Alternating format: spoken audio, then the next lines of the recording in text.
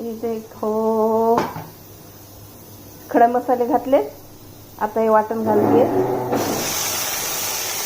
कांदा खोबऱ्याचं. त्याला चांगलं परतून घेते. देशी फूडमध्ये तुमचं स्वागत आहे. मी आज बनवते मटण रस्सा.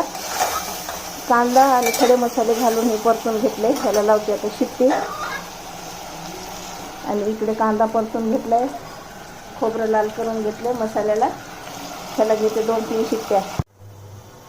हे बघा गरम मसाला आहे एव्हरेस्टचा, धना पावडर, मीठ स्वादानुसार आणि बेडगी मिरचीचं लाल तिखट आहे कलरवालं, तिखटवालं नाही टाकत आहे. ह्याला परतून घेऊया.